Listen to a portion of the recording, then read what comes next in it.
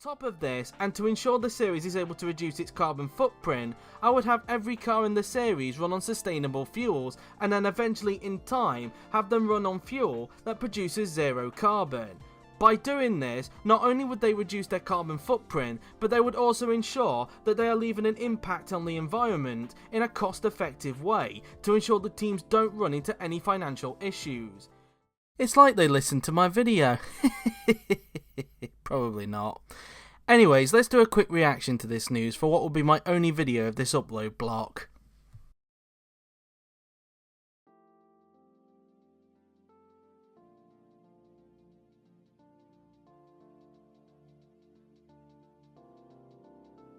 So for anyone who is unaware, it was announced 2 weeks ago that after only 3 years in commission, the BTCC would be scrapping the hybrid technology from the start of next year and would instead be switching to 100% sustainable fuels in an effort to continue reducing their carbon footprint, as well as announcing a week later that the series will be having an engine freeze that will last for 2 years, meaning that engine manufacturers won't be able to make any developments until 2027 at the earliest, which is when the new regulations are set to be implemented.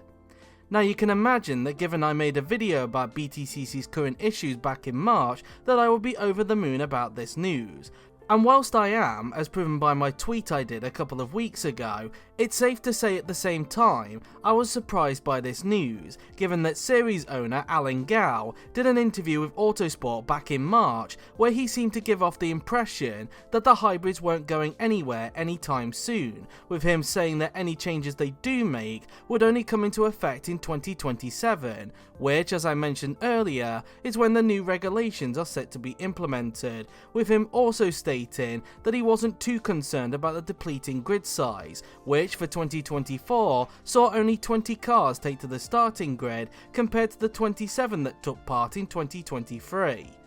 But given how drastic the grid size depleted within the space of a few months, which even Alan admitted in that interview was actually a lot more than he was anticipating, it has led to the series having a rethink, as with how expensive the hybrid technology was, there was a fear that the grid size would continue to deplete to the point where we could have had even fewer cars and potentially no independent teams, who, it's safe to say, have suffered the brunt of the hybrid technology compared to the manufacturer teams who haven't had too many concerns. With the hybrids being removed, this should hopefully bring the cost down significantly and should hopefully avoid teams pulling the plug, but whether this change has come too late for certain teams, most notably the independent teams, which are Power Max Racing, Restart Racing and Team Hard, only time will tell. Hopefully in time, whilst I'm not expecting it for 2025, it should hopefully in the future bump up the grid size and encourage more teams to enter, whether that's an independent team or, fingers crossed, a new manufacturer. Although if there was to be a new manufacturer that wanted to enter, I would expect that for 2027 when the new regulations arrive. With the hybrid technology gone, it has also meant that the hybrid boost, which was brought in from 2022 to replace the success ballast, will also be removed. However, what's interesting is the fact that the series is not bringing back the success ballast and will instead continue to go down the route of having a push to pass system, this time known as turbo boost, which, as the name suggests, will come from the turbo this time rather than the hybrid. In my video I did back in March, I suggested that the series should go back to the success ballast, as at the time I couldn't think of another way of how the series would be able to do what is essentially a balance of performance system. However, it seems that the BTCC, as they should do, were one step ahead of me when it came to coming up with a solution that didn't involve going back to the old success ballast. Now, from what I've seen from certain group chats I'm in, whether that's on Facebook or even on Discord, the general consensus seems to be that they would have much preferred the series to revert back to the old success ballast. However, for me, I look at it from a different perspective, as although I wasn't the biggest fan of the hybrids, not so much the technology, but more in terms of how much the technology cost, one thing that I was a fan of was the hybrid boost, as I felt between 2022 and 2024, the amount of overtakes that was happening in the series had increased by a significant amount, and it also added an element of strategy, as depending on how much hybrid boost you had, which was determined by where you finished in the previous race, it did get the drivers to think about when it was best to deploy it, especially if they were in a battle with someone, whether they were the chasing car or whether they were the ones being hunted.